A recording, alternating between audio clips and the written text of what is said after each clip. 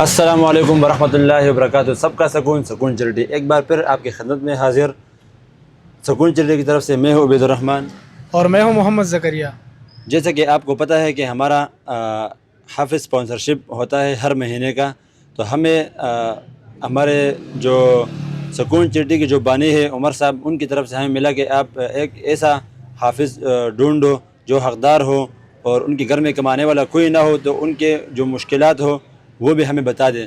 تو آج ہم نے ڈھونڈا ایک حافظ کو جو ہمارے ساتھ بیٹھا ہوا ہے. آپ کو نظر آ رہا ہے کہ یہ ایک مدرسے میں پڑھتا ہے اور پارٹ ٹائم اس دکان میں کام کرتے ہیں.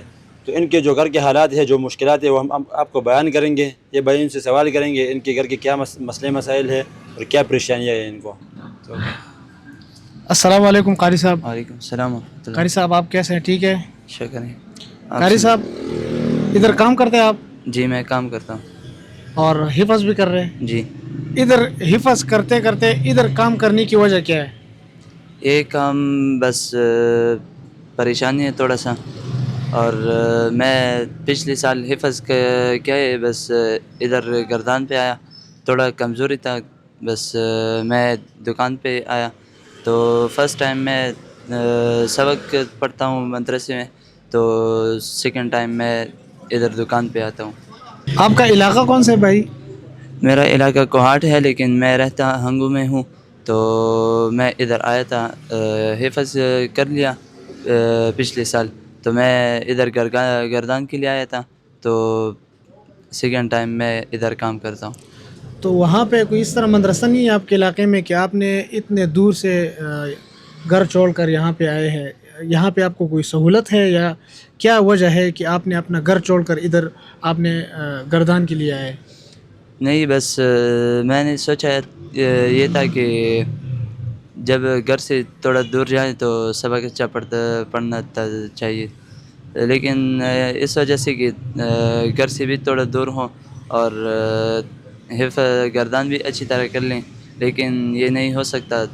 اس لیے نہیں ہو سکتا کہ میں ادھر آیا تھا تو پھر بھی سوچ آتا تھا، تو میں ادھر سیکنڈ ٹائم پہ آیا. والد صاحب آپ کے فوت ہو گئے؟ جی میرا والد صاحب فوت ہو گیا، 1.5 سال ہو گئے. 1.5 سال ہو گئے تقریباً. والد صاحب. جی. آپ کے بھائی کتنے ہیں ٹوٹل؟ میرے 4 بھائی ہیں. ان کا تھوڑا تعارف کروائے. آپ کے 4 بھائی ہیں، وہ کیا کام کرتے ہیں؟ آپ کے ساتھ الگ ہے یا آپ کے ساتھ اکٹھے ہیں یا الگ ہو گھر میں؟ نہیں، میرے ساتھ تو اکٹھے ہیں. 4 بھائی ہیں تقریباً ہم ٹوٹل، اور 2 میرے مجھ سے بڑے ہیں اور ایک چھوٹا ہے. ایک جو چھوٹا ہے وہ ادھر مدرسے میں حفظ کرتا ہے، اور جو 2 بڑے ہیں اس میں بھی ایک علم کرتا ہے، علامہ ہے مدرسے میں. اور جو پہلا بڑا ہے وہ امام ہے، مسجد میں امامت کرتا ہے. جی ماشاء اللہ، بہت اچھی بات ہے. جیسے آپ نے حافظ صاحب کو سنا، حافظ صاحب ماشاء اللہ بنو کے رہنے والا ہے، اور یہاں پہ بنو سے راولپنڈی آئے ہیں. قرآن مجید ان کا حفظ ہوا ہے، لیکن یہ گردان کے لیے آئے ہیں قرآن مجید کو مضبوط پختہ کرنے کے لیے.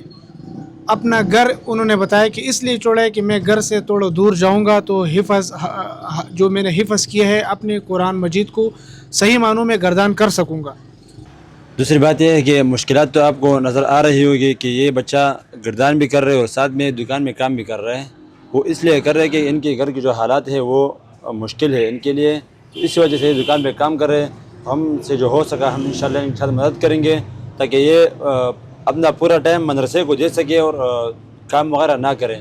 کیونکہ اکثر ایسے بچے ہوتے ہیں کہ وہ حفظ کر لیتے ہیں، پھر گھر کی مجبوریوں کی وجہ سے وہ قرآن کو چھوڑ لیتے ہیں، پھر ان سے بھول جاتے ہیں.